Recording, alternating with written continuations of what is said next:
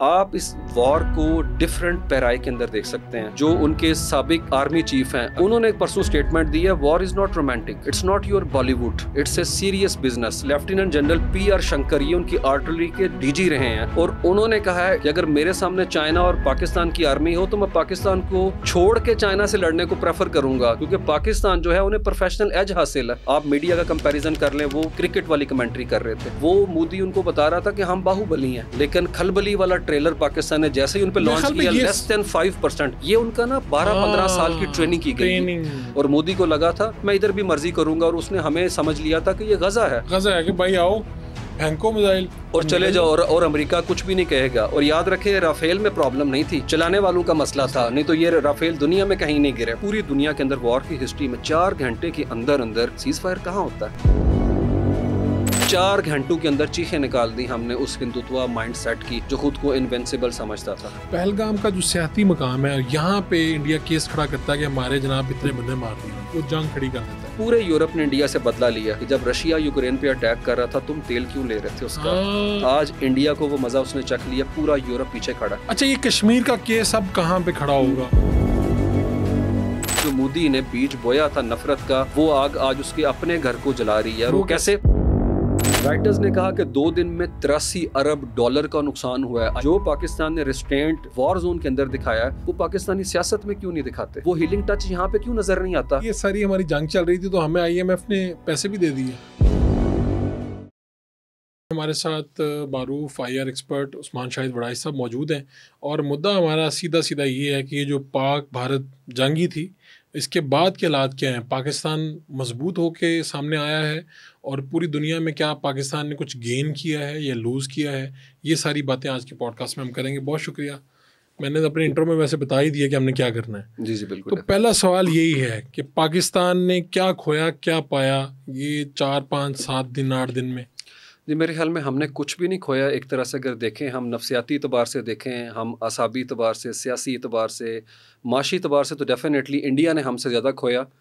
और दूसरा हम देखते हैं सियासी माइलेज में, ख़ित्ते के अंदर जो इलाकाई जो हेजमोन बनने का तस्वुर था, उसको पाकिस्तान ने डेंट डाला। और जिस तरीके से आलमी सतह के ऊपर जो आलमी इमेजिनेशन है, उसके अंदर पाकिस्तान से मुतल्लिक जो इम्प्रेशन था और जो परसेप्शन थी कि ये कोई इक्वेशन नहीं बनती इंडिया और पाकिस्तान की, तो पाकिस्तान ने उसे रीहाइफनेट किया है कि जब जब इंडिया का नाम लिया जाएगा हमें आप इक्वेट करेंगे। तो पाकिस्तान का पहला तासुर क्या था, और जो जो जो उसने बेहतर कर लिया या ख़त्म कर दिया वो क्या था? ज़रा हम वो भी बात करें। जी। पहला तासुर उसका ये था, जो इंडिया पिछले over the course of 12 years बना चुका है, मोदी जब से आया 2013 में, तासुर ये था, ये टेररिस्ट स्टेट है, ये टेररिज्म को प्रमोट करते हैं, इनके माशी हालात बड़े अबतर हैं, मुल्क में वोलेटाइल सिचुएशन है व्हेन इट कम्स टू सियासत की अगर बात करें, तो उसने कमज़ोरी के कॉन्टेक्स्ट के अंदर हमें दुनिया में पेंट किया था कि ये पेरिफेरी की स्टेट है, इंटरनेशनल पराया है, इसको सफारती तन्हाई है। तो इस सारे कॉन्टेक्स्ट में मोदी ने ये वॉर ऑर्केस्ट्रेट की थी, लेकिन यहीं पे मिसकैलकुलेशन की उसने। अच्छा, ये आपकी मिसकैलकुलेशन की तरफ भी आते हैं। मुझे थोड़ा सा ना इंडियन मीडिया देखने के बाद ज़रा अंदाज़ा हुआ है कि आम जो पब्लिक है इंडिया की, वो ये समझती है कि शायद पाकिस्तान कोई ऐसा मुल्क है जहाँ पे सड़कें नहीं हैं, पाकिस्तान को जनाब पता ही नहीं है कुछ, और बेचारे बड़े ही बुरी तरह से रह रहे हैं, और जनाब भूख है यहाँ पे, और इस तरह की चीज़ें। तो मैंने ख़ुद भी फील किया, या तो उन्हें ये पिछले 10-12 सालों में जो आपने कहा कि पढ़ा दिया गया कि भाई आप लोग बहुत बेहतर जा रहे हो, और वो तो बेचारे उधर मरे हुए हैं। तो वैसे तो किसी का अगर यहाँ पे आने का इत्तेफाक हो तो उसे पता चलेगा कि पाकिस्तान भी कितना डेवलप है। अच्छा, अब ये जो तासुर था, इसको तो पाकिस्तान की ये जो वॉर है, इसके बाद ये तासुर कैसे बदला है? जी, आलमी सतह के ऊपर तो पाकिस्तान ने इस तासुर को यकसर मुस्तरद कर दिया कि आप इस खित्ते को इंडिया के लेंस से नहीं देख सकते सिर्फ। उसके लिए हम भी यहाँ पे एक बड़ी हकीकत है। हम देखते हैं कि वॉर ऑन टेरर के बाद ये तस्वुर किया जा रहा था कि ट्रंप पाकिस्तान को वो इंपॉर्टेंस नहीं देंगे क्योंकि वो अफगानिस्तान से पुल आउट कर चुके हैं। लेकिन हालिया मामला जो जिस तरीके से अनफोल्ड हुआ है, उसके अंदर मेरे ख्याल में डोनाल्ड ट्रंप ने जो न्यूट्रलिटी का मुजाहरा किया है, उसका असल फ़ायदा पाकिस्तान को ही हुआ है, जो शायद हम उससे एक्सपेक्ट भी नहीं कर रहे। जी डेफिनेटली नहीं कर रहे थे, बिल्कुल। और अगर वो उनकी तरफ पलड़ा, थोड़ा सा झुकाव रखता, तो शायद मंजराना बदल सकता था। लेकिन यहाँ पे फिर हम कुव्वत ईमानी की भी बात करेंगे, क्योंकि अददी कुव्वत में न्यूमेरिकल स्ट्रेंथ इंडिया के पास नो डाउट हमसे कहीं ज़्यादा थी है, लेकिन ये तकब्बुर और तकबीर के दरमियान एक मार्का था जिसको पाकिस्तान ने सर किया पेशा सलाहियत, पेशा महारत से, मुदब्बराना फ़ैसले से, क्योंकि इंडिया के फ़ैसले नी जर्क रिएक्शन थे उनकी जो रियासती इदारों की तरफ से, जबकि अभी खबरें आ रही हैं कि उनकी फ़ौज इसके लिए मुकम्मल तैयार नहीं थी है। मैं अभी अगर आप मुझे थोड़ा मौका दें तो मैं कुछ कोट करना चाहूँगा उनके जर्नल्स को, क्योंकि आजकल ये भी बड़ा डिसइंफॉर्मेशन की कैंपेन है कि हर कंट्री वाला अपने नैरेटिव को लेकर पैडल करता है। तो मेरे ख्याल में उस कॉन्टेक्स्ट के अंदर अगर इंडियंस हमारे जो व्यूअर्स हैं उनके लिए, और वो they could easily get it checked कि किस तरीके से मनोज निर्वने जो उनके साबिक आर्मी चीफ हैं, अभी जो हैं ये युपेंद्रा द्विवेदी, उससे पहले उन्होंने एक परसों स्टेटमेंट दी है, war is not romantic, it's not your Bollywood, it's a serious business. तो इससे अंदाज़ा होता है कि वो किस तरीके से हार को इसे रिफ्लेक्ट कर सकते, तस्लीम कर चुके हुए हैं। और दूसरा, आपने अभी टीवी के ऊपर कल देखे थे उन तीनों को बैठे हुए, जिस उनकी बॉडी लैंग्वेज आपको पता होगी, आप अभी स्प्लिट करके विंडो पाकिस्तान की देखें, हमारे जो अपना नुमाइंदे थे आर्मी, उसमें चेहरे के तासुरात भी देखें, उसमें बॉडी लैंग्वेज भी देखें, और जिस तरीके से इंडियन बैकफुट के ऊपर थे, उन्होंने कोई डिटेल नहीं दी, और पाकिस्तान ने बाकायदा तौर के ऊपर फैक्ट्स जो है ना वहाँ के ऊपर शेयर किए हैं। तो मेरे ख्याल में फैक्ट स्पीक्स अपना फॉर देमसेल्व्स। दूसरा, मैं बात कर रहा था कि लेफ्टिनेंट जनरल PR शंकर, ये उनकी आर्टिलरी के DG रहे हैं, और उन्होंने कहा है इट्स ए स्ट्रेटेजिक ब्रिलियंस कि अगर मेरे सामने चाइना और पाकिस्तान की आर्मी हो तो मैं पाकिस्तान को छोड़ के चाइना से लड़ने को प्रेफर करूंगा, क्योंकि पाकिस्तान जो है उन्हें प्रोफेशनल एज हासिल है। अब ये इतनी बड़ी स्टेटमेंट है, और वो जो है उनका, यानी वो कह रहे हैं कि लड़ाई हो गई, चाइना और पाकिस्तान की फौज आ गई तो मैं पाकिस्तानी फौज के साथ नहीं लड़ूंगा, मैं चाइना के साथ लड़ लूंगा, मैं चाइना के साथ लड़ लूंगा। और उसके अलावा आगे जनरल VP मलिक हैं जो कि इंडियन चैनल्स पे बहुत ज़्यादा नजर आते हैं, उनकी कल की स्टेटमेंट है, what we have achieved so far. ये सारे आर्मी के टॉप रैंक्स के जनरल जो हैं एक्चुअली हमें नहीं सुना रहे, ये मोदी को सुना रहे हैं, दिल्ली में बैठे हैं कि भाई मरवा दिया आर्मी का सारा साख, क्रेडिबिलिटी बर्बाद कर दी, डैमेज कर दी है, और मिला भी कुछ नहीं।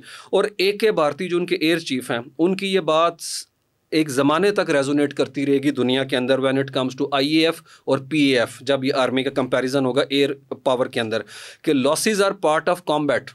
अब मेरे ख्याल में ये कोट अनकोट हेडलाइन है दुनिया के अंदर है, उसके लिए जरूरी नहीं होने कि 1 गिरा, 2 गिरा, 3 गिरा। और याद रखें, राफेल में प्रॉब्लम नहीं थी, चलाने वालों का मसला था, नहीं तो ये राफेल दुनिया में कहीं नहीं गिरे। और इस हवाले से 30 अप्रैल को ही अगर ये इंट्रोस्पेक्शन कर लेता मोदी तो ये दिन ना देखना पड़ता। 30 अप्रैल को उनके वाइस एयर चीफ थे SP दारकर, उन्हें सैक कर दिया गया जब उन्होंने ये स्टेटमेंट दी कि ये पायलट इस काबिल नहीं इसको चलाने के लिए, मैंने इन्हें कश्मीर में उड़ाते देखा है, हम ऑपरेशनल तैयारी पूरी नहीं करते। उन्हें सैक करके उनकी जगह दूसरे बंदे को अपॉइंट किया गया, और नतीजा 7 दिन बाद वही निकला जो एयर चीफ ने, वो सही कह रहे थे, एयर वाइस मार्शल जो थे उनके। और उसके बाद लेफ्टिनेंट जनरल जो हैं उनके नॉर्दर्न कमांड के, जब ये पहलगाम का वाकया हुआ, उनको वहाँ पे सुदेंद्रन जो कुमार हैं उनको अरेस्ट कर लिया गया, वहाँ पे सैक कर दिया गया, क्योंकि उनको मोदी कह रहा था कि आप अटैक करें। और नॉर्दर्न कमांड इंतहाई इंपॉर्टेंट है, ये LOC को डील करती है और साथ में लाइन ऑफ एक्शन कंट्रोल को जो चाइना को इंगेज करती है। उन्होंने कहा हमारी प्रिपेयर्डनेस नहीं थी। When it comes to Pakistan response, यहाँ पे ये नाजरीन के लिए चीज़ बताना इंतहाई ज़रूरी है कि स्ट्रेटेजिक क्लैरिटी थी, हमारा विजन क्लियर था, ऑर्गेनाइजेशन का स्किल सेट हमारे पास था, हमारे पास टूल्स थे, और हमारे पास एटीट्यूड भी था हिट करने का। बिल्कुल, कब करना है, कैसे करना है, किस बात का जवाब क्या होना चाहिए। बिल्कुल, स्ट्रेटेजिक जो है ना वो क्या कहते हैं, कैपेबिलिटी भी पाकिस्तान की फिनोमिनल रही थी। यहाँ ये दुनिया को भी बावर पाकिस्तान ने कराया कि हम एक न्यूक्लियर डिसिप्लिन जो है वो कौम है। हमने किसी जगह के ऊपर एक स्टेटमेंट नहीं अब दिखा सकते कि पाकिस्तान के किसी आर्मी रैंक के किसी बड़े लेवल के बंदे ने कोई न्यूक्लियर थ्रेट दिया हो इंडिया को।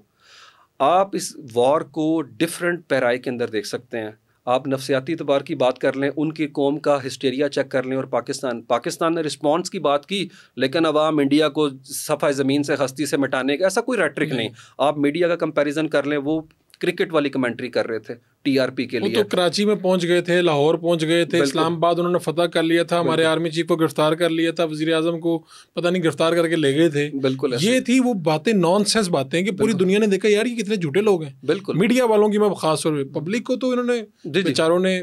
और फिर वॉर के अंदर रवैया देखें, जिम्मेदाराना रियासत का रवैया नहीं, इखलाकी और इंसानी इक़दार पामाल करके अब मजहबी मकामात को टारगेट कर रहे हैं और सिविलियन आबादी को। और पाकिस्तान ने क्या किया, उनकी स्ट्रेटेजिक लोकेशन को जहाँ पे उनका फिजिकल स्ट्रक्चर था सिर्फ उसको डैमेज किया। We could have gone much further, लेकिन हम उस तरीके से हमने चीज़ों को एस्केलेट नहीं किया। एक कंट्रोल्ड इन्वायरमेंट में पाकिस्तान ने ऐसा जनाटेदार थप्पड़ दिया उन्हें जो हमेशा उन्हें याद रहेगा। और टीवी की बात जो मीडिया की अपने की, वो मोदी उनको बता रहा था कि हम बाहुबली हैं, लेकिन खलबली वाला ट्रेलर पाकिस्तान ने जैसे ही उन पे लॉन्च किया, लेस देन 5%, ये उनका ना 12-15 साल की ट्रेनिंग की गई। यहाँ पे नाज़रीन को बता दें कि मोदी का एक फ़िलासफ़ी है जो RSS से इंस्पायर्ड है। ये क्या है फिलॉसफी? ये फिलॉसफी 1925 में आई थी और अब 100 साल पूरे होने वाले हैं इस साल 27 अक्टूबर को। वो अपनी तरफ से जश्न मना रहे थे नागपुर के अंदर कि 100 साल में हम पाकिस्तान को ये जो कुछ हम करेंगे वो शोकेस करेंगे। और ये इंस्पायर्ड है आइडिया फाशिज्म से जो कि निकला है इटली का, जो था मुसोलिनी था जिसने सेकेंड वर्ल्ड वॉर को छेड़ा था मिल के नाज़ीज़ के साथ है। ये गोलवाल्कर उससे इंस्पायर्ड है और उनकी वेबसाइट पे अभी भी मुसलमानों को दीमक के तौर के ऊपर पेश किया गया। वो मुसलमानों को एक बहुत बड़ा दीमक और एक प्रॉब्लम नहीं समझते, वो इन्हें क्राइसिस समझते हैं। उसी हवाले से मोदी ने वहाँ पे नैरेटिव शेपिंग की और जो इस्लामोफोबिया है उसे इंस्टीट्यूशनलाइज करके लेजिस्लेशन पास कर दी। CAA पास किया उसने, सिटीजनशिप एक्ट जो अमेंडमेंट एक्ट पास किया। ये मैं बड़े गौर से लोगों को इसलिए बताना चाहूँगा कि मोदी ने इस सारी गेम से पहले क्या गेम डाली, बिल्कुल मुसलमानों को निशाना बनाने की। बिल्कुल मोदी जो है उसकी एक्सट्रीम वर्जन हमने 2002 में देखा कि उसने किस तरीके से वहाँ पे किया, और 2013 में आने के बाद उसने एक सिस्टमैटिकली लॉन्ग टर्म के लिए वहाँ के तमाम मीडिया जो कि ऑब्जेक्टिव जर्नलिज्म करता था, मुझे अभी तक याद है करण थापड़, वहाँ पे बरका दत्त वगैरह, इन सब को एलिमिनेट किया। वो सब यूट्यूब पे बैठे हुए अभी है। और वहाँ के ऊपर जिस तरीके से वॉर मॉन्गरिंग करने के लिए वॉर क्रेज्ड एंकर भर्ती की है वो हमारे सामने है। उसका नतीजा भी उसने देख लिया और हमने भी देख लिया कि क्या होता है फिर अगर ऐसे करें। बिल्कुल सोसाइटी को उसने टॉक्सिक कर दिया और टोटल उन्हें कहा कि असल मैनस जो है रीजन के अंदर वो एक ही है और वो पाकिस्तान है, और उसमें पाकिस्तानियों से नफरत भी। उसके अलावा अच्छा, मुस्लिम जो अगेंस्ट उसने एक्ट किए वो कौन कौन से थे, आप कुछ गिनवा रहे हैं? जी, उसने सिटीजनशिप अमेंडमेंट एक्ट लेके आया कि वो नॉन मुस्लिम जो दूसरे मुल्कों से हमारे यहाँ आएंगे उन्हें आइडेंटिटी के बेस पे, उनके रिलीजन के बेस पे तेज़ प्रोसेस के थ्रू हम शामिल कर लेंगे, जबकि मुसलमानों को नहीं ये अपॉर्चुनिटी मिली हुई। और दूसरे एंड के ऊपर उसने किया ये क्या कहते हैं NRC, national register of citizenship है कि अगर तुम रह रहे हो इंडिया के बॉर्डर के अंदर तो कागज़ दिखाओ अपने। उसमें आसाम के अंदर रहने वाले उन मुसलमानों को टारगेट किया जिनका ताल्लुक बंगाल से था। उन्होंने इनकी फ़ौज में सर्विस अपनी दी, उसके बावजूद उनको कंसंट्रेशन कैंप्स में उन्होंने बंद किया। इसी कॉन्टेक्स्ट में आप कश्मीर को देखें, यहाँ पे लार्जर कैनवस पे अगर आप देखें तो मोदी जिस तरीके से मुसलमानों को सोचता है और उसकी जवानी जो RSS के सफ़ेयर के अंदर गुजरी है, उसी कॉन्टेक्स्ट में वो पाकिस्तान को देखता है। यहाँ पे आपको इक्वेट करना पड़ेगा इजराइलियों को।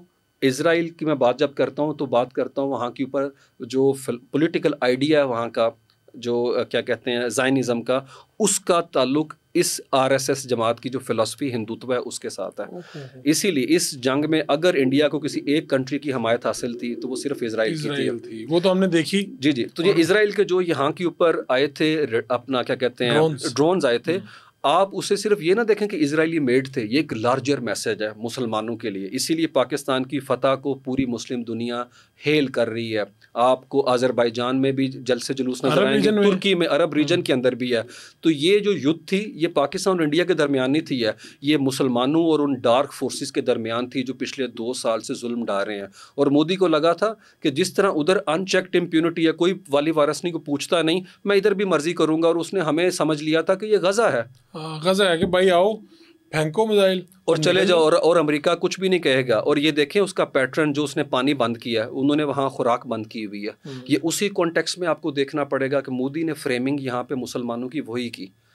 लेकिन वही बात जैसे मैंने पहले कहा, 12 साल में वो एक खास रियलिटी के बबल के अंदर था जो जेन्युइन नहीं था। और अच्छा, 4 घंटे बाद जो उसको हकीकत बता रहा था उसको वो सैक करता जा रहा था। बिल्कुल। और जो कह रहा था ठीक है मैं करूँगा, मतलब आप देखें कि उनकी फ्रंट लाइन और टॉप रैंक्स की उनके जो ऑफिसर हैं, एयर वाइस मार्शल से बड़ा क्या उहदा हो सकता है। और साबिक आर्मी चीफ आज से नहीं कह रहे, लेकिन वो जनरल बख्शी को ही सुनता था मेरे ख्याल में, जो अर्नब गोस्वामी के साथ बैठा हुआ है। और नतीजा अब चेक करें, पूरी दुनिया के अंदर वॉर की हिस्ट्री में 4 घंटे के अंदर अंदर सीज़ फायर कहाँ होता है। हमने तो 2 दिन 48 घंटे उनका जिस तरीके से वो हमारे पे वॉर वेज कर रहे थे, हम उसे रोक रहे थे, डिफेंसिव मूड में थे। 4 घंटों के अंदर चीखें निकाल दी हमने उस हिंदुत्व माइंड सेट की जो खुद को इनविंसिबल समझता था। नहीं देखिए, मेरे लिए भाई साहब थोड़ा सा है, इंसानी अकल भी तस्लीम नहीं करती कि हथियार बहुत अच्छे थे, यानी जहाज बहुत अच्छे थे, डेफिनेटली उस टेक्नोलॉजी से, यानी बिल्कुल इनकार मुमकिन नहीं है। बिल्कुल। ये हुआ कैसे? इंसानी अकल अगर इसको तो केस स्टडी के तौर पे देखेगी दुनिया कि ये कैसे किया है इन्होंने। बिल्कुल, बल्कि पूरी दुनिया की जो एयर वॉर इंडस्ट्री के लोग हैं, जो स्ट्रेटेजिस्ट हैं, वो मैं पढ़ा था वाशिंगटन पोस्ट की खबर कि वो परेशान होकर बैठे हुए हैं कि इंडिया ने अपने लिए तो रुसवाई समेटी, इसने हमारा जो मिलिट्री हार्डवेयर था उसको इस वॉर जोन के अंदर जो है वो चाइना से नाको चने जो चुपवाए हैं। उसके बाद वो सोच रहे हैं कि जो हम इंडिया को एक रिलायबल पार्टनर के तौर पे देखते हैं एशिया में और इंडो पैसिफिक रीजन के अंदर, क्या ये दुरुस्त है?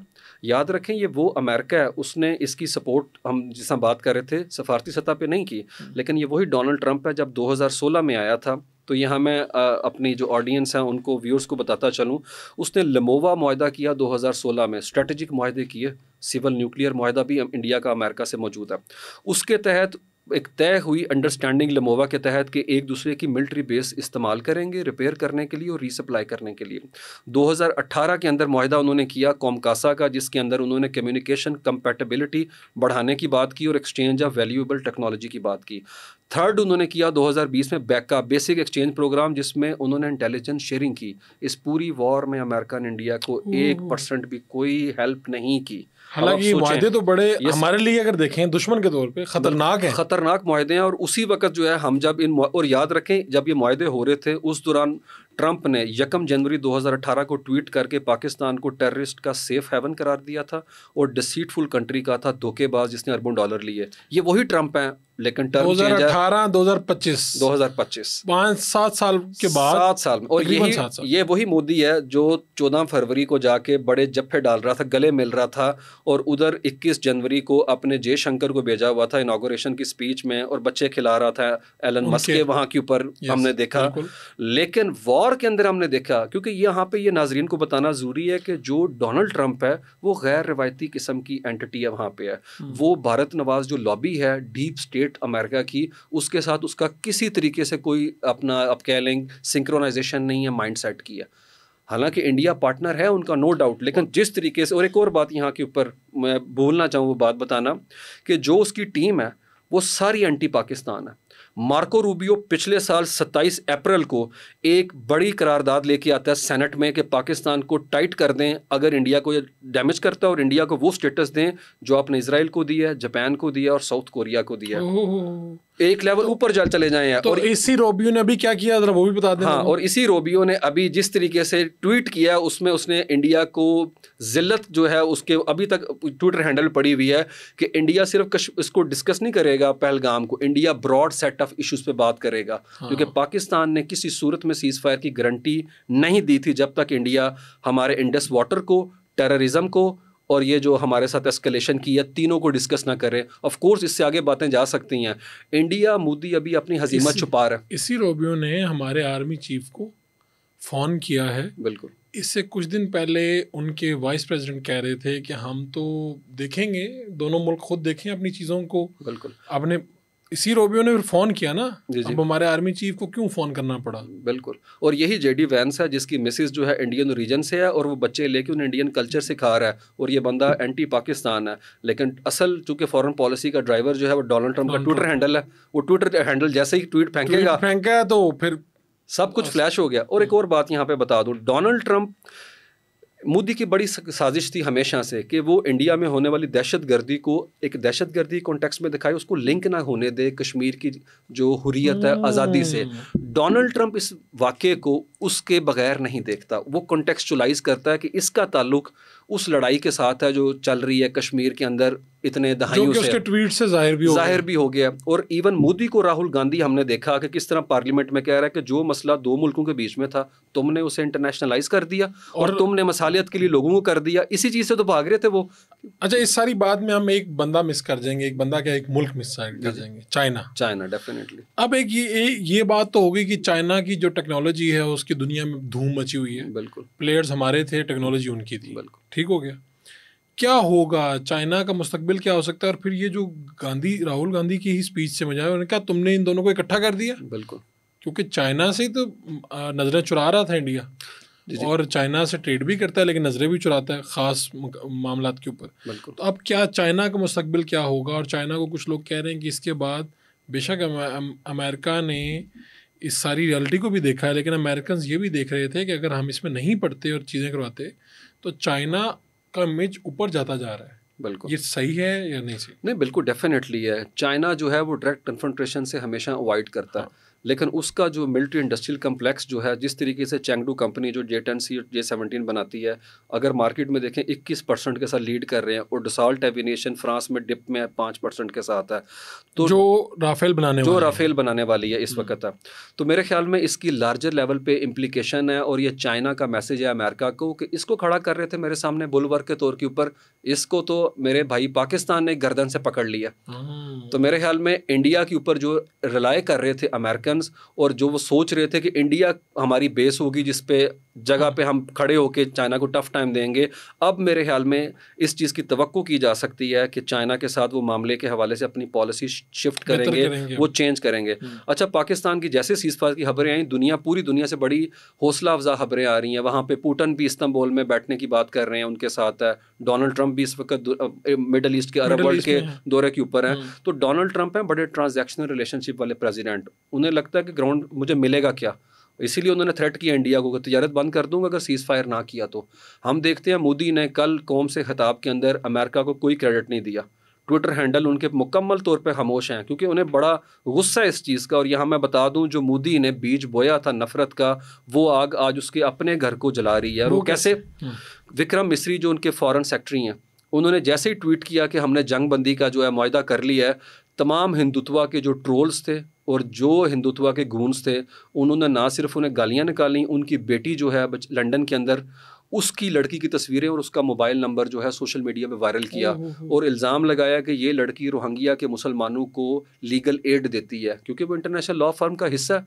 और उस बेचारे को अपना ट्विटर हैंडल रिस्ट्रिक्ट करना पड़ गया, और गालियाँ पड़ रही हैं, और उसकी बेटी को रेप की धमकियाँ दी जा रही हैं।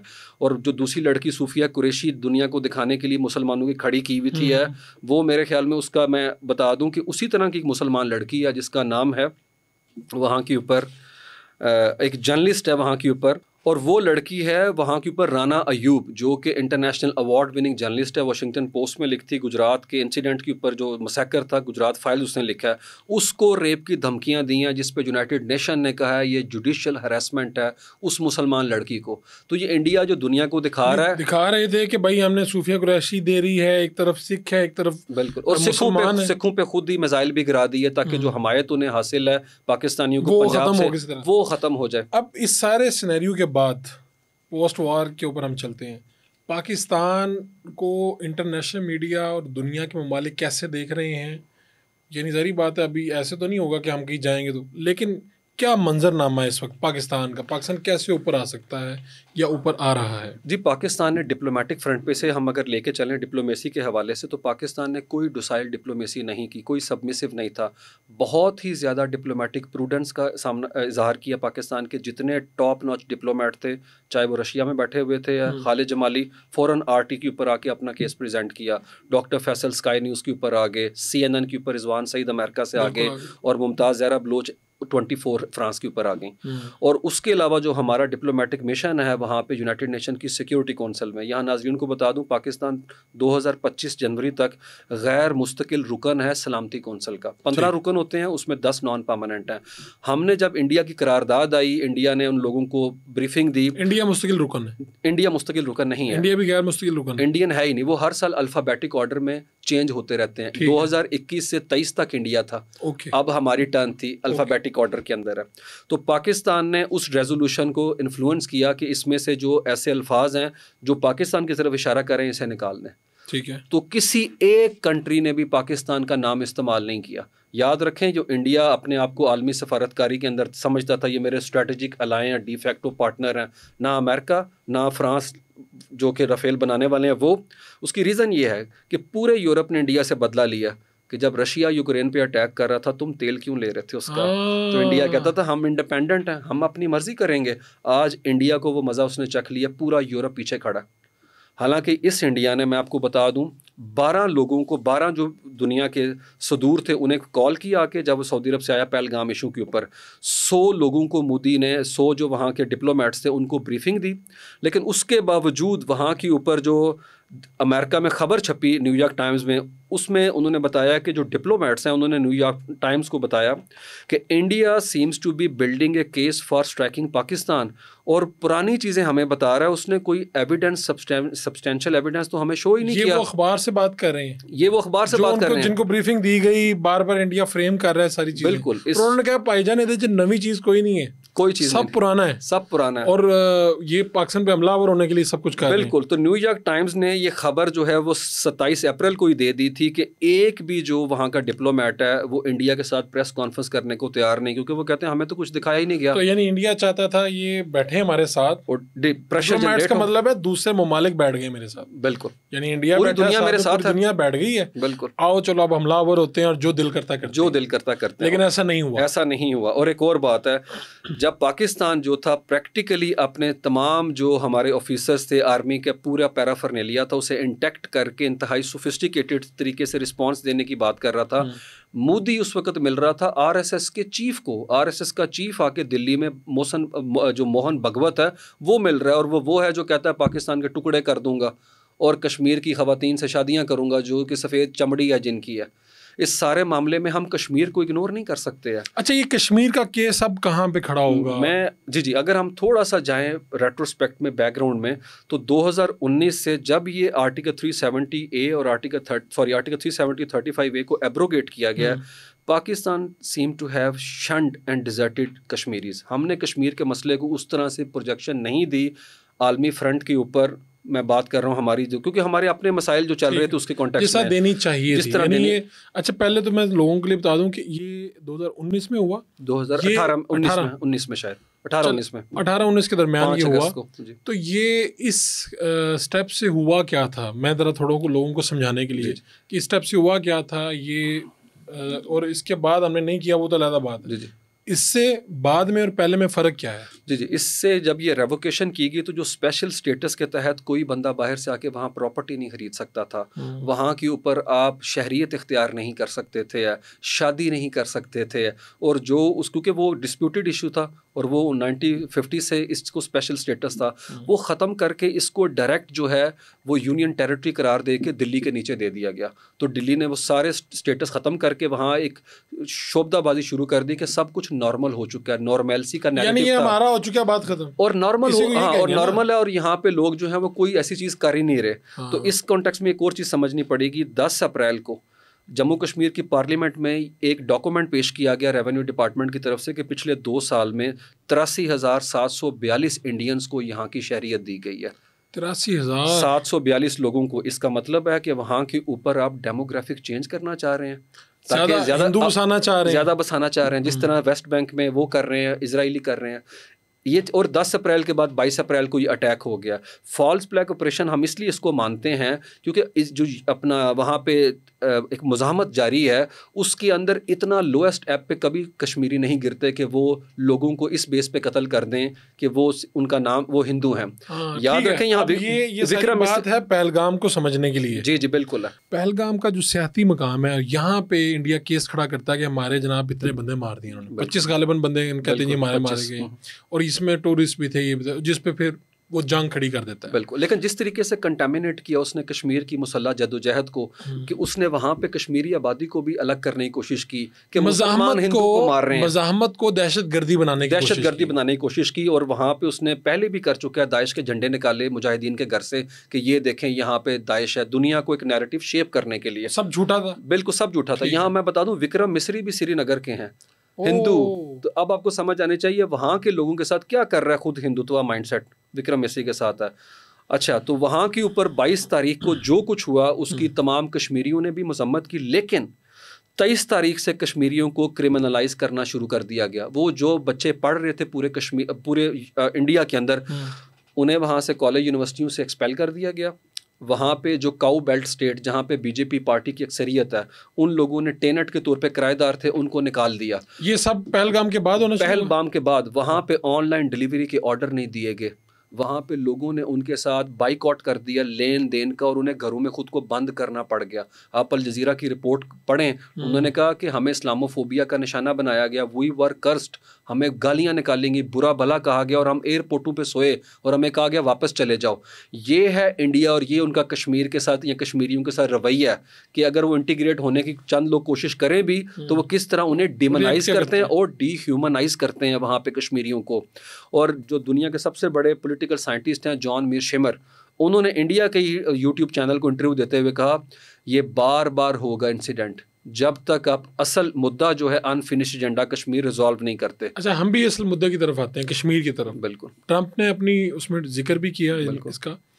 असल मसला तो यही है ना, अगर हम देखें, वैसे तो मैं भी जंग का कायल नहीं हूँ, लेकिन ये तो जंग मुसल्लत हुई है, ये तो लड़नी थी और ऐसी लड़नी थी।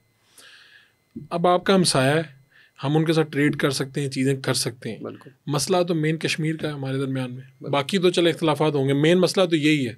ये कैसे हल हो सकता है वैसे? जी, मेन मसला कश्मीर का है और दूसरा मसला है पानी का।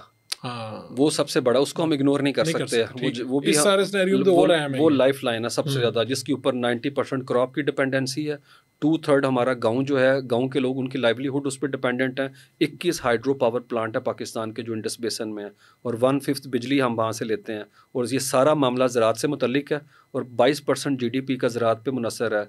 34% लेबर हमारी फोर्स ज़राअत से ताल्लुक़ है उसका, 24% हमारी एक्सपोर्ट उसके ऊपर है। लाहौर कराची का पानी उस पर डिपेंडेंट है। तो पानी बंद हुआ तो अनाज, बिजली, सब कुछ बंद है, सब कुछ बंद है। और हमारा, हम तो कोई इंडस्ट्रियलाइजेशन उस तरीके से तो है नहीं हमारी है।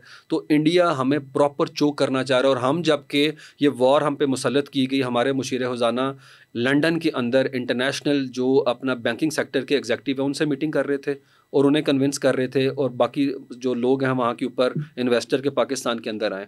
तो मोदी उस दिन अटैक भी कर रहा है और UK के साथ मुआहिदा भी कर रहा है, मतलब उसके ख्याल के अंदर कि मैं इनको भी मैनेज कर लूँगा और दुनिया के साथ तजारत करूँगा। और जो दुनिया को बता रहा था कि अमेरिका ने टैरिफ जो लगाया चाइना पे, कंपनियाँ अमेरिकन परेशान ना हो, हमारी तरफ आ जाएँ, हम सप्लाई चेन को मैनेज करेंगे। लेकिन बेंगलोर में उन कंपनियों की बिजली बंद कर दी गई कि हमला हो गया। तो इसमें वहाँ पे गोरे जो बैठे थे उन्होंने कहा इन पे रिलाय कर सकते हैं ना पढ़ने थे तो कोई साहब ही नहीं। हाँ, तो ये मुझे बताएं। यहाँ मैं बता दूं इंडिया को जो नुकसान हुआ है, राइटर्स ने कहा कि 2 दिन में $83 अरब का नुकसान हुआ है। IPL हर मैच जो है उनका $30 मिलियन कमाता है, और उसके अंदर ब्रॉडकास्टिंग और सारे एडवर्टीजमेंट $1.25 अरब वो गया। और जो पहले दिन की शिपमेंट रुकी उनकी वहाँ पे कार्गो शिप्स, $25 करोड़ से ज़्यादा का सिर्फ एक दिन का नुकसान था। ये 4 घंटे में मोदी के ऊपर प्रेशर था वहाँ की कम्युनिटी का, इंटरनेशनल इन्वेस्टर्स का, कि हम पैसा निकाल लेंगे अगर तुम इस तरह का रवैया इख्तियार करोगे। और ये तैयारों की मद में जो नुकसान है वो कितना है? वो तकरीबन $2.5 से $3 अरब है। इसमें तैयारों के साथ साथ हम S-400 को भी नहीं भूल सकते, जो बहुत बड़ा डिफेंस का एक सिस्टम है, जिसमें रशिया को भी इसने बेइज्जत करवाया और यूरोप को भी करवाया। असल में कोऑर्डिनेशन नहीं थी, एग्जीक्यूशन नहीं थी। इन दोनों के तैयारों में कोऑर्डिनेशन नहीं थी, फिर वो विल नहीं थी उनके पायलट्स की, जिसका अंजाम हमारे सामने नहीं थी। और कश्मीर की आपने बात की, कश्मीर के ऊपर हम देखते हैं कि मुशर्रफ का फार्मूला वो बहुत करीब आ चुका हुआ था, जो आगरा के दौरे के दौरान उन्होंने किया था। तो मेरे ख्याल में माजी के अंदर ये डॉक्यूमेंटेशन तो सारी मौजूद है, जिसके ऊपर बहुत ज़्यादा डेलिब्रेशन हो चुकी हुई है। लेकिन मुझे पूरा यकीन है इस कॉन्टेक्स्ट में जो मोदी का सारा फ़लसफ़ा है हिंदुत्व का, कि पाकिस्तान को स्टेबल से वक्ती तौर पे कुछ शायद ना मिल सके है, लेकिन जिस तरीके से मोदी भाग रहा था पिछले 10 साल में कि मैं मुज़ाकरात नहीं करूँगा, टेबल पे आना पड़ गया। और टेबल पे जो आना पड़ा है वो ज़िल्लत के साथ आना पड़ा है, रुसवाई के साथ आना पड़ा है। और न्यूट्रल वेन्यू जो है, सुना है मैंने कि UAE के अंदर वो बैठना पड़ेगा। तो ये मेरे ख्याल में मोदी जो माइलेज लेना चाहता था चंद वोट का बिहार में, वो जो सुबकी और जिल्लत और रुसवाई उसे मिली है वो बहुत बड़ी। और ये हमेशा हिस्ट्री में ये इसी तरीके से रकम की जाएगी, जो अपने का केस स्टडी है, ये टेक्स्ट बुक का हिस्सा बनेगा ये। तो पूरी दुनिया के मीडिया ने इसे कैसे देखा, इस जंग को, इसके इख्तिताम को और फिर इस ऐलान को? जी, कहते हैं कि ट्रूथ जो है is the first casualty in war में सबसे पहले सच मरता है। तो हम इंडिया पाकिस्तान के मीडिया को नहीं देखते, नो डाउट, हम इंटरनेशनल मीडिया को देखते हैं। इंटरनेशनल मीडिया कहता है, टेलीग्राफ कहता है, उसने पाकिस्तान की इफेक्टिव डिफेंस स्ट्रेटजी जो है उसकी तारीफ करते हुए इंडिया की स्ट्रेटजी को सुपरफिशियल और शॉर्ट साइटेड करार दिया कि प्रॉपर डिसीजन ठीक तरह से लिए नहीं गए। बीबीसी कहता है कि इंडियन स्ट्रेटजी जो है वो फ्यूटाइल साबित हुई है, बेसूद साबित हुई है। उसके अलावा माइकल क्लार्क जो यूके के टॉप हिस्टोरियन है वो कहते हैं मिलिट्री एज पाकिस्तान की फेवर में था, Pakistan used modern and technological weapon against India which left India completely stunt. उसके अलावा शशि थरूर खुद जो है वो कहते हैं कि इंडिया को इससे ज़्यादा मैटर वो आगे नहीं लेके जाना चाहिए क्योंकि वो फोर्सेस उस तरीके से रेडी नहीं है, रेडीनेस का प्रॉब्लम है वहाँ के ऊपर। हम देखते हैं न्यूयॉर्क टाइम्स को देखते हैं, हम बीबीसी को, CNN को देखते हैं, उन तमाम ने इंतहाई न्यूट्रलिटी के साथ अपना जो दोनों साइड का जो व्यू है वो सामने रखा है। हालांकि ये जो यूक्रेन की वॉर और गजा के अंदर उन्होंने टिल्ट रखा है यूक्रेन की तरफ है, अल्फाज का चुनाव हमने पहली मरतबा शायद हमारी हिकमत अमली बड़ी जबरदस्त रही। बिल्कुल, और हमारे डिप्लोमेट्स ने फौरन टीवी के ऊपर आके, जो शायद मिसिंग थी चीजें हमारी, बिल्कुल मिसिंग थी। और आप देखें हमारे डिप्लोमेट्स ने कोई जिंगोइज्म नहीं किया, ये कर देंगे वो कर देंगे, यही वो चाहते थे, यही वो चाहते थे, हमने कहीं नहीं किया। कोई एक स्टेटमेंट आपको इस हवाले से नहीं मिलेगी। तो जैसे मैंने कहा, पाकिस्तानी कौम का नेशनल करैक्टर भी इस मामले में सामने आया। अवाम देख लें, आप हमारे डिप्लोमेट्स देख लें, हमारी सियासत देख लें, सियासतदान, मुदब्बराना फैसला, हर जगह पे सिंक्रोनाइजेशन, मीडिया देख लें, किसी तरफ से कोई चेस्ट थम्बिंग नहीं हो रही। तो मेरे ख्याल में एज ए नेशन भी जो है पाकिस्तान ने एक मोमेंटम गेन किया है, लेकिन ये हमें इस मोमेंट को डाइल्यूट नहीं होने देना। मैं यहाँ पे ये ज़रूर कहूँगा, जो पाकिस्तान ने रिस्ट्रेंट वॉर जोन के अंदर दिखाया है वो पाकिस्तानी सियासत में क्यों नहीं दिखाते? वही रिस्ट्रेंट चाहिए, वो हीलिंग टच यहाँ पे क्यों नजर नहीं आता? इनको साथ बिठाएं। अगर इंडिया के साथ न्यूट्रल वेन्यू में बैठ सकते हैं, जिसने हमारे बंदे शहीद किए हैं, इनके साथ भी बैठ सकते हैं, क्योंकि इंडिया ने जो मुख्य लड़ाई छेड़ी हुई है पाकिस्तान पे। हमें लगता है कि इंडिया खामोश हो गया, नहीं, इंडिया के फिंगरप्रिंट्स हैं बलूचिस्तान के अंदर। हमने जाफर एक्सप्रेस के केस को दुनिया में क्यों प्रेजेंट नहीं किया? अगर हमारे पास ऐसा मवाद है जो हम शोकेस कर सकते हैं दुनिया में, तो हमने क्यों अपने डिप्लोमेटिक मिशन को नहीं दिया? उसकी बड़ी रीज़न ये है कि फॉरेन ऑफिस में कुल वक्ती फॉरेन मिनिस्टर नहीं है, हमारा कोई फॉरेन मिनिस्टर नहीं है। एक ऐसे बंदे को लगाया गया है, नो डाउट इस मामले के अंदर उनकी परफॉर्मेंस जो भी हो, लेकिन उनका बैकग्राउंड जो है वो मईशत से वाबस्ता है, इसाक डार का। उन्होंने कोई डिप्लोमेसी के हवाले से कोई कोर्स नहीं उस तरह किया हुआ, या उनका कोई बैकग्राउंड नहीं, उस तजर्बाकार नहीं है। तो मेरे ख्याल में लीडरशिप जो है ना, उसके एंड के ऊपर है कि ये सिविलियन डोमेन का सब्जेक्ट है, फॉरेन पॉलिसी, ये कैरियर डिप्लोमेट्स को ही दें। और इसकी बड़ी रीज़न ये है कि पाकिस्तान को ये समझने की ज़रूरत है कि हमें नेबर्स कंट्रीज़ के साथ स्टिच अप करना है। ऐसा कैसे हो सकता है कि हम 12 साल तालिबान के साथ, अफगानिस्तान के तालिबान को लेकर हमें दुनिया में हजीमत का सामना करना पड़ा और आज उन्होंने ही गन हमारे ऊपर तान ली है? तो पाकिस्तान को चाहिए कि इंडिया उधर से दुबई डिप्लोमेसी कर रहे हैं उन अफगानियों के साथ बैठ के। हाँ, इंडिया उन्हीं को हमारे खिलाफ कर रहा है। तो आज बांग्लादेश की तरफ से जो हमें माइलेज मिल रहा है, हमें उसे भी कैपिटलाइज करना चाहिए। हमें अफगानिस्तान के साथ भी अभी खबर आई है एक दिन पहले कि सी पैक को अफगानिस्तान काबुल तक लेके जाएंगे, चाइना की अंडरस्टैंडिंग वहाँ के ऊपर हो गई है। तो हमें इस मोमेंट को छोड़ नहीं देना यहाँ पे किसी भी सतह पे। और यही पाकिस्तान की ग्रोथ के लिए यही जो जंग है, यही खैर का बायस बनेगी। बिल्कुल खैर का बायस, बिल्कुल ऐसे ही है। लेकिन इसके लिए जो है ना, हमें इस मोमेंट को सिर्फ एक ही एंगल से नहीं देखना। जैसे मैंने कहा, हमारी मैशत बड़ी कंप्रोमाइज है, इंडिया लॉबिंग कर रहा है, इंडिया ने बड़ी कोशिश की अमेरिका में। अच्छा, एक बात मिस हो जाएगी मैशत के ऊपर ही है कि ये सारी हमारी जंग चल रही थी तो हमें IMF ने पैसे भी दे दिए। इसी से पता चलता, ये क्या हुआ, यानी ये इसी से पता चलता है यूरोप जंग में अगर कोई बंदा हो, जी बंदा लड़ाई लड़ा हो, उसको तो कोई उधार पैसे नहीं देता। बिल्कुल ये क्या हुआ है? इसमें यही मैं आपको बता रहा हूँ कि अमेरिका जो कि IMF के अंदर 17% का शेयर देता है, उसकी न्यूट्रलिटी थी यहाँ के ऊपर। उसने पाकिस्तान को देने की हामी भरी, जबकि इंडियन लॉबिंग वहाँ के ऊपर हो रही थी। इंडिया फैटफ के अंदर भी लॉबिंग कर रहा है, दोबारा ग्रे लिस्ट में आ जाएं। एशियन डेवलपमेंट बैंक में भी लॉबिंग कर रहा है कि इनको किसी तरीके से माइलेज ना मिले। लेकिन हर सतह के ऊपर इंडिया को जो है आप कहीं जिल्लत का सामना है। लेकिन पाकिस्तान इसके ऊपर तालियां बेशक आप अपना मारते रहें, लेकिन आप इस मोमेंट को के अंदर से थोड़ा सा जो है सगेसिटी का मुजाहरा करते हुए इसको कैपिटलाइज करें कि अगर आज ट्रंप का आने का हमें फ़ायदा हो रहा है तो उसके लिए at least we need to put our house in order. आप मुझे बताएं, जिस मुल्क में फिस्कल डिसिप्लिन ना हो, जिसके अंदर टैक्स नेट जो है वो बड़ा कंप्रोमाइज्ड हो, जिस मुल्क के अंदर अनएम्प्लॉयमेंट बहुत ज़्यादा हो, जिस मुल्क के अंदर जो क्या कहते हैं कोई पॉलिसीज़ के अंदर सस्टेनेबिलिटी ना हो, फॉरेन डायरेक्ट इन्वेस्टमेंट का फ्लो बड़ा कम हो, यहाँ के ऊपर है, उस मुल्क के अंदर कौन इन्वेस्टमेंट करेगा? लोकल ताजर नहीं करेंगे। और सबसे बड़ी बात, जिस मुल्क के अंदर जो है लॉ एंड ऑर्डर का मसला हो और पॉलिटिकली इंस्टेबिलिटी हो। तो ये सारी चीज़ें मेरे ख्याल में इस मोमेंट के बाद हमें एक मोमेंट ऑफ रेकग्निंग है, हमारे पास एक टाइम है कि हमारा एक लम्हा है सोचने का कि हम इंडिया को क्या ये कमज़ोरी जो है एक्सप्लॉइट करने देंगे? और मुझे लगता ये सारी अपनी चीज़ें तरतीब में लाएं। और हमें तरजीही बुनियादों पे मुझे लगता है कि बलूचिस्तान के वो लोग जो कि हम उन्हें भी लेबल नहीं कर सकते, we can't paint everyone with the same brush है, जो वहाँ पे हथियार डालना चाहते हैं उन्हें मुज़ाकरात करके हमें उन्हें से कौमी धारे में लेके आना पड़ेगा, क्योंकि इसी तरीके से एक्सप्लॉयटेशन की जाती है और इंडिया इसीलिए वहाँ के ऊपर वेपन, वहाँ पे इंटेलिजेंस और पैसा लगा रहा है, फंडिंग कर रहा है। ठीक है, ये सारी सूरत हाल तो हो गई। अब ये बताएं कि ट्रंप साहब जो हैं वो सऊदी अरब हैं, कतर, और कतर उनको बहुत ही महंगा त्यारा गिफ्ट कर रहा है। उस पर एक सवाल भी हुआ, एक साफ़ी ने किया, तो उसने कहा मैं क्या करूं, वो तो कोई बेवकूफ़ी होगा जो नहीं लेगा, वो तोहफा दे रहे हैं तो मैं उनको पैसे दे दूं। गालिबन $400 मिलियन बताया जा रहा है। इतने गए 40 बहुत महंगा, बिल्कुल। यानी तो क्या ये दुनिया में मुफ्त कुछ भी नहीं है, मुफ्त कुछ भी नहीं है, तो ये क्यों दे रहा है? यानी कतर को क्या पड़ी है कि जनाब इतना महंगा त्यारा अमेरिकी सदर को, जो कि गालिबन वो अपनी सदारत के बाद भी इस्तेमाल कर सकेंगे। बिल्कुल। असल में कतर का जो ब्लॉकेट था सऊदी अरेबिया के साथ 2017 में, क्योंकि कतर पे बड़ा प्रेशर है मिडल ईस्ट के तमाम कंट्रीज़ का कि टाइनी से तुम कंट्री हो, 3 मिलियन 28 लाख से कम आबादी है दुनिया में, कतर एयरवेज़ के तुम मालिक हो, दुनिया में फुटबॉल का वर्ल्ड कप तुमने करा दिया, पूरी दुनिया के अंदर डिप्लोमेसी के हवाले से हमसे भी आगे हो, चाहे गज़ा का मसला हो। और वो ये वैसे मैं खुद भी हैरान हुआ, मैंने जब विज़िट किया ना तो मैंने कहा अब जहाँ पे इन्होंने करवाया, तो अब मैं देख रहा था इन्होंने पोर्टेबल स्टेडियम्स भी बनाए थे। बिल्कुल ऐसे, यानी मैंने कहा कि यार ये छोटा सा मुल्क है, तो यहाँ पर तो ये भी नहीं हो सकता कि जितने आबाद कर दें और बाद में भी लोग यूज़ करते रहे। तो इन्होंने कहा इन्होंने बड़ी साइंस के साथ पोर्टेबल बनाई थी चीज़ें कि जो बाद में वाइंड अप कर दी जाएं, और यहाँ पे बड़ा स्मूथ हुआ था। फिर वाकई कतर एयरवेज देखें, बाकी इनका देखें, कतर की इन्वेस्टमेंट लंदन में देखें, लंदन के फाइनेंशियल डिस्ट्रिक्ट को लंडोहा कहा जाता है, इतनी अरबों डॉलर की इन्वेस्टमेंट की गई है वहाँ के ऊपर है। उनकी लीडरशिप इंतहाई मैच्योरिटी का सबूत देती है।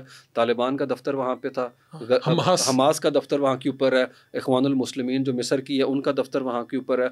तो कतर ने अपने आप को सऊदी अरेबिया और गल्फ इन्फ्लुएंस से अलग करके दुनिया के सामने पोर्ट्रे किया खुद को है।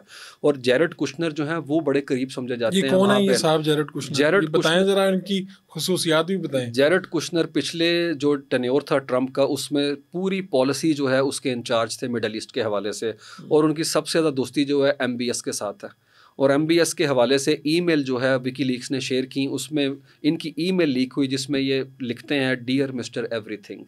ये जैरेड कुशनर ट्रंप साहब के क्या लगते हैं? ये तो बता दो। ये दामाद हैं, इवानका ट्रंप के जो हैं हस्बैंड हैं, और वेस्ट विंग के अंदर रहते थे, लेकिन अभी इलेक्शन के सीजन में हमने बड़ा कम देखा है, लेकिन ये पिछले 2-3 दिन में दोबारा से वो एक्टिव हो गए हैं। ये सारा मिडल ईस्ट का वो डिज़ाइन कर रहे हैं। जी जी बिल्कुल। और ये वही जैरेड कुशनर हैं जो गज़ा को देखते हैं एक प्रॉपर्टी जो है अब स्टेट के कॉन्टेक्स्ट में, कि यहाँ पे हम बसाएंगे गोरों को आके, अमीरजादों को, और यहाँ के ऊपर वो मतलब बड़ा सैनिक व्यू पेंट करेंगे।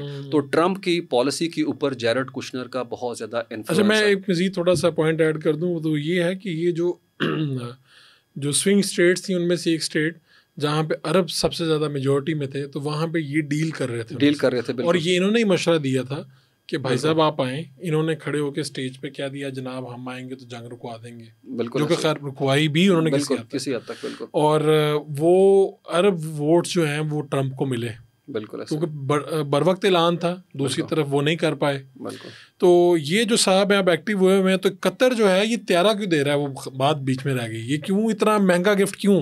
कहते हैं कि भाई कुछ नहीं होता दुनिया में फ्री। वो असल में हम देख रहे हैं कि ट्रंप जो है वो अमेरिका की तरफ बहुत ज़्यादा झुकाव रखते हैं। तो जो ट्रंप कतर की तरफ, अमेरिका के इन हालात में MBS की तरफ हम देखते हैं। बिल्कुल, क्योंकि जो मुलाकात हुई थी यूक्रेन के लिए वहाँ पे सुलह करने की, वो सऊदी अरब में हुई थी, कतर में नहीं हुई थी। और कतर ने बड़ी कोशिश की थी कि वो मोमेंट हमें मिल जाए, लेकिन MBS चूंकि बड़ी अरबों डॉलर की डील करना चाहते हैं उनके साथ, और डोनाल्ड ट्रंप हमेशा कहते हैं कि डील करनी है तो सऊदी अरब की तरह करो, अरबों डॉलर की 110 अरब डॉलर का वेपन ले रहे हैं। तो सऊदी अरेबिया दोबारा से अपने आप को दुनिया में इंटरनेशनल स्टेज के ऊपर जो लेके आना चाहता है, उसमें डोनाल्ड ट्रंप उनकी मदद कर रहे हैं और कर सकते हैं। और ये ताल्लुकात भी बहुत गहरे ताल्लुकात है उनके है। और जो जमाल खशोगी के केस के अंदर भी हम देखते हैं ट्रंप ने उस मामले को दबा दिया था।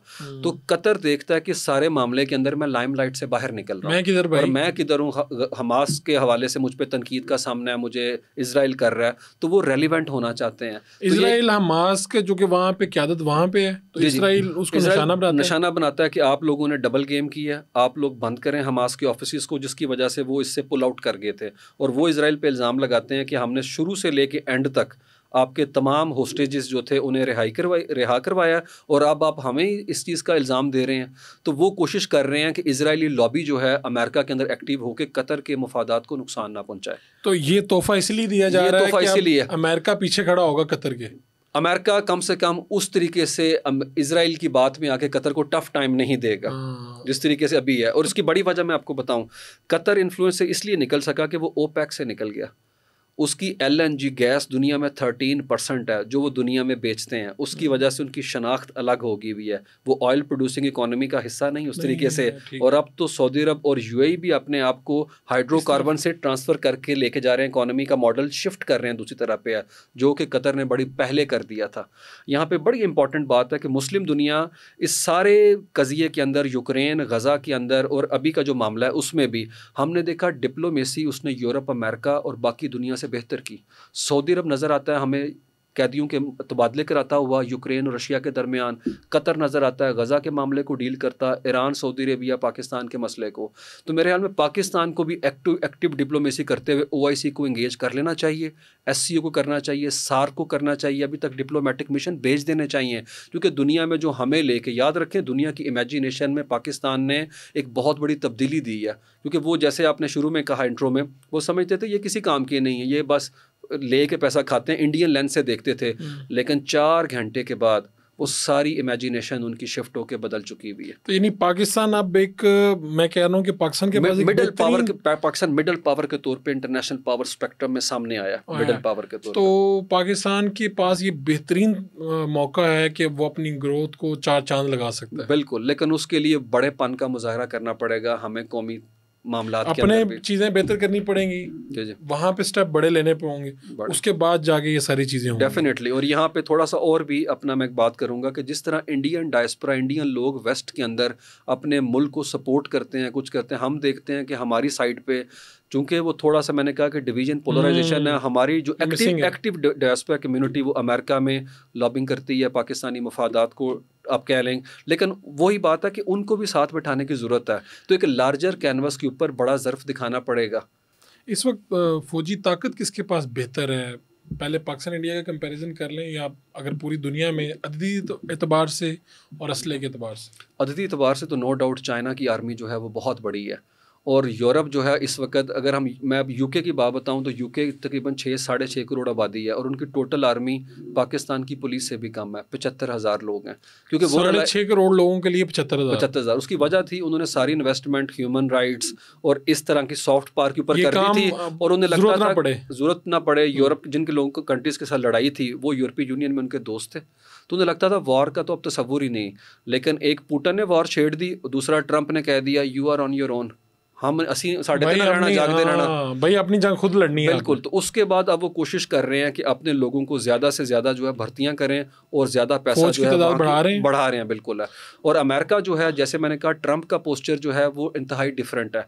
वो उस तमाम मिलिट्री हार्ड जो कम्प्लेक्स है अमेरिका के अंदर स्टैब्लिशमेंट का, डीप स्टेट का, उसके खिलाफ हैं। उन्हें लगता है ये पैसा कमाते हैं बड़े बड़ी वॉर जोन के अंदर इन्वेस्टमेंट करके, तो इसलिए। लेकिन इसका जो मुतबादिल है वो भी कोई इतना अच्छा नहीं। वो हम देखते हैं एलन मस्क की सूरत में कि वो जो IT सेक्टर के लोग हैं वो सिस्टम के ऊपर हावी होने की बात कर रहे हैं।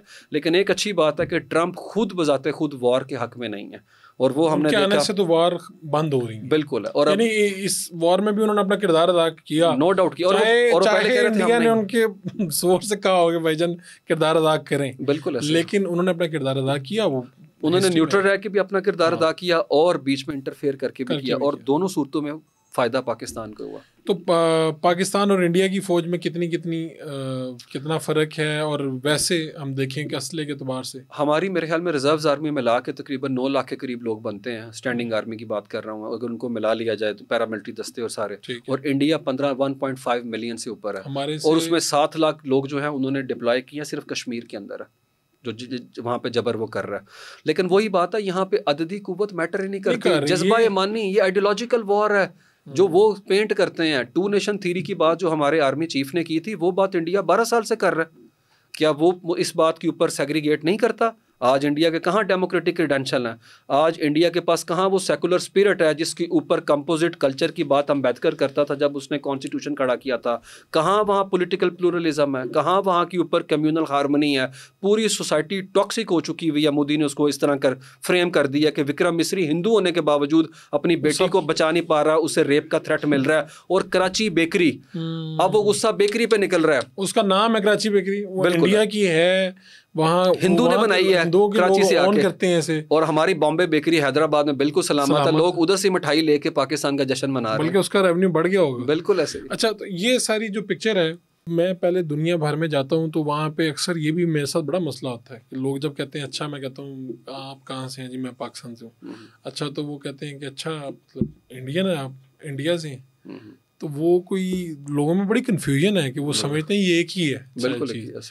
तो अब एक तो ये कि पाकिस्तान की जो शनाख्त है बड़ी वाज़ेह हुई, नो डाउट, जो पिछले कई सालों में शायद नीचे जा रही थी। बिल्कुल ऐसे। दूसरी बात ये कि मेरे ख्याल में इस जंग के बाद हम लाइमलाइट में हैं, और हमें वो अगर हम जाएंगे तो हमारे शहरियों को भी प्रोटोकॉल मिले या ना मिले, वो देखेंगे कि भाई ये पाकिस्तान के शहरी हैं जिन्होंने तबाही फेर दी थी, जिन्होंने बेहतरीन टेक्नोलॉजी की, बड़ी फौज की, ऐसी तैसी फेर दी थी चंद एक घंटों में। तो यानी पाकिस्तान का इमेज इस तरह से भी बेहतर हुआ, यानी पाकिस्तान के शहरी दूसरे मुल्कों में यकीनी तौर पर दुनिया हमेशा ताकत के साथ खड़ी होती है, मजबूत बंदा। डोनाल्ड ट्रंप तो खुद कहता है मुझे स्ट्रॉन्ग मैन बड़े पसंद है। तो मेरे ख्याल में दुनिया के अंदर जो हमारा इमेज था, जो इंप्रेशन था, नो डाउट वो चेंज हुआ है। लेकिन पाकिस्तानियों को, जो वहाँ पाकिस्तानी कम्युनिटी है, हमें अपने मुल्क को ओन करने की ज़रूरत है। ये बड़ा मसला है पाकिस्तानियों का। Indian love to be called Indians. मेरा खुद इत्तेफाक हुआ है यूरोप में रहने का, लंदन के अंदर, इंग्लैंड के अंदर 4 साल। इंडियन तो बड़े हैप्पी होते हैं अपने त्योहारों को लेके अपने, और हम हमेशा जो है अपनी आइडेंटिटी को लेके बड़े कन्फ्यूजन में रहते हैं। मेरे ख्याल में हमें एक मूवमेंट मुयस्सर आए इस हवाले से, क्योंकि इसने हमें एक यूनिटी दी है, यूनिटी, ईमान, इत्तेहाद और तंजीम। इसको हमें हर सूरत में, हर लेवल पे एक्सरसाइज करना चाहिए। सर उठा के चलो, पाकिस्तान को अब माशी खुद मुख्तारी की जरूरत है, वो इस लेवल पे आ जाए, बिल्कुल, तो मेरे ख्याल है अब कोई चीज़ उसे रोक नहीं सकती अगर वो अपनी सिमत ठीक कर ले। और 60% हमारे पास यूथ है। हम we happen to be the youngest nation. Pakistan 2040 तक दुनिया की यंग नेशन के साथ है। इसका मतलब है कि वो अपना हेल्थ सेक्टर पे भी इतना बोझ नहीं पड़ेगा, वो पेंशन के काम करने वाले होंगे। लेकिन उनके लिए कोई काम हो तो सही ना। तो मेरे ख्याल में उनका भी ख्याल करना चाहिए, जो फ्री लांसिंग का काम कर रहे हैं, अपने तय कर रहे हैं। तो रियासत को चाहिए कि अपनी तरजीहात जो है उसको असर नौ देखें। बहुत शुक्रिया आपका बड़ा साहब, आप तशरीफ़ लाए और आपने बड़ी तसल्ली से और बड़े फैक्ट्स जो आपने सामने रखे, पूरी दुनिया का मीडिया किस नज़र से देख रहा है इस जंग को, पूरी दुनिया कैसे देख रही है। बहुत शुक्रिया आपका। इंशाल्लाह फिर मुलाकात होगी। आपको कैसा लगा, अच्छा लगा, बुरा लगा, अपना फीडबैक ज़रूर दीजिए ताकि हम गुफ्तगू में यार को बेहतर से बेहतर कर सकें।